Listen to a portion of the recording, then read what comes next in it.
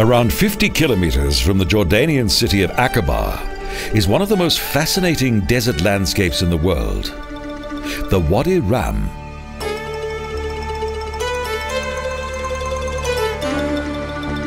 Despite its desolate terrain and hostile environment, the Wadi Rum region was first inhabited several thousand years ago.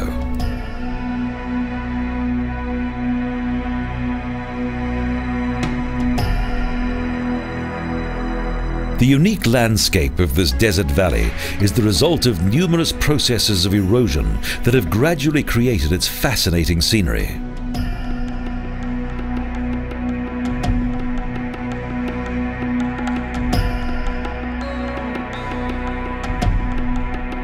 The beauty of these mountains has inspired several authors, the most famous of whom was Englishman T. Lawrence.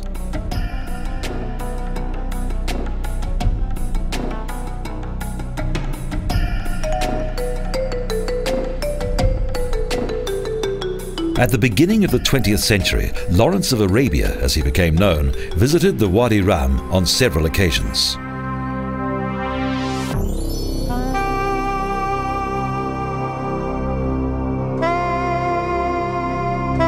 It's no coincidence that one of the Wadi Rum's magnificent rock formations bears the same name as that given by Lawrence to his famous autobiography, The 7 Pillars of Wisdom.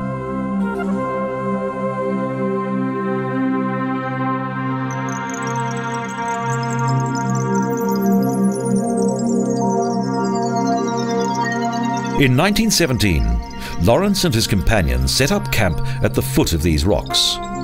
He was most impressed by the timeless beauty of the 7 mighty chimney-shaped peaks of these striking rock formations.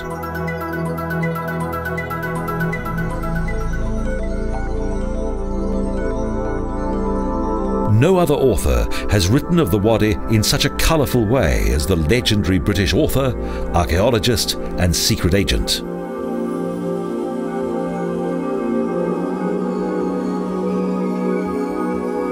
The name of the Wadi Rum river valley can be traced back to the nearby Djebel Burdah mountain. However, despite its literary fame, this area in South Jordan has only quite recently become a tourist attraction.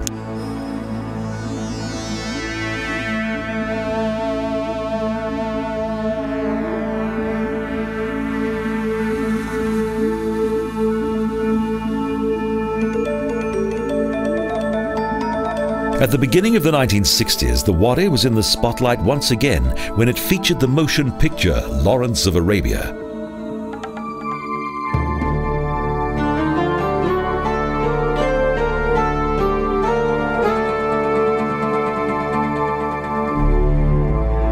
However, it took some years until the barren landscape of the Wadi Rum had been made accessible for tourists, but today it's become a popular attraction.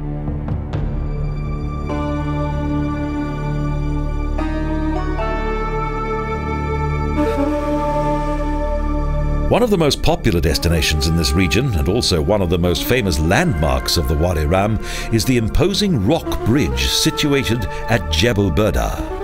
It's a natural work of art.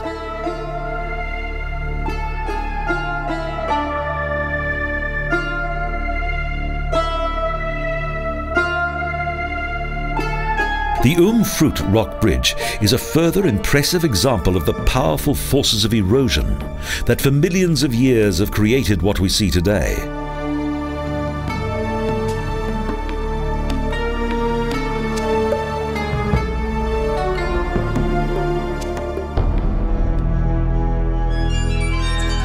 Erosion constantly cut into the soft sandstone of this region until it eventually carved out these unusual rock formations.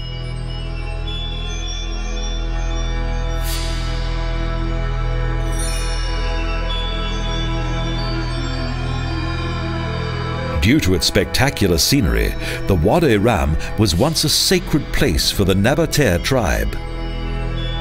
The most interesting archaeological finds from that time are located on the edge of the high rock wall.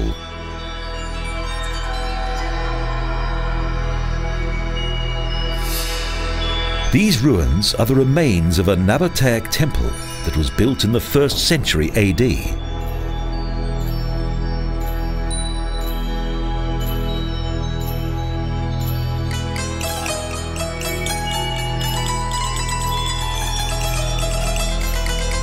In the 1930s, a seated figure made of sandstone was discovered within the temple. This showed that the temple was most likely dedicated to the goddess Alat.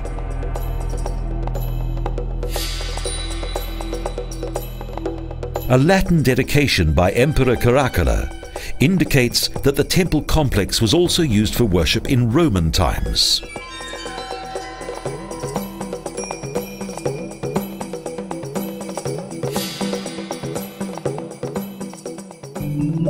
The history of Wadi Rum's various settlements dates back to the Stone Age and the 9th millennium BC.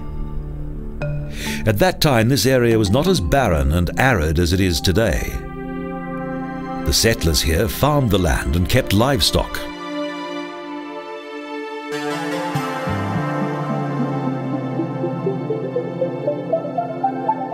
Since the 4th century, this desert area and also the most important caravans of the legendary Incense Road were controlled by the Nabatea tribe.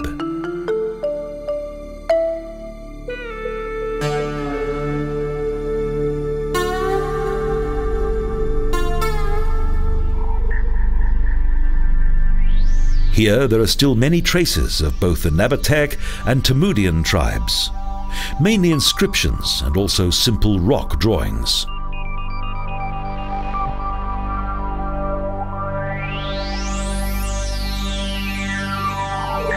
But this desert also has a dark side. Drug barons and arms dealers attempt to ply their trade here, but the area is controlled by a well-organized police force.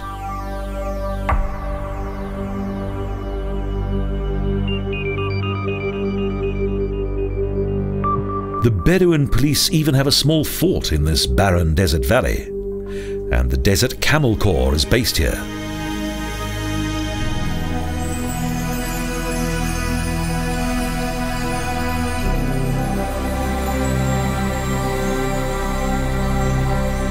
Their territory comprises one of the most beautiful landscapes in the Middle East. The patterns of light and shadow on the rock walls make this place even more fascinating.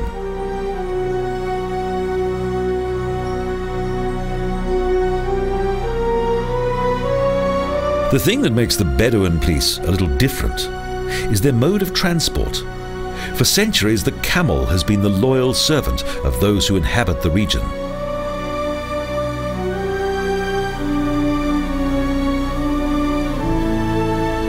Gone are the days when the Bedouin possessed camel herds that numbered 100,000. Yet age-old traditions still play an important role in the everyday life of the people.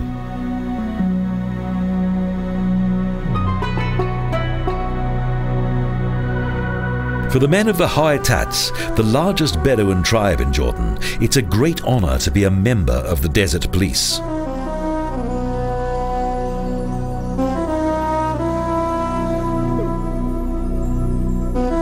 In spite of the dry climate, there's still some vegetation in this desert valley. A few bushes have managed to adapt to the harsh environment.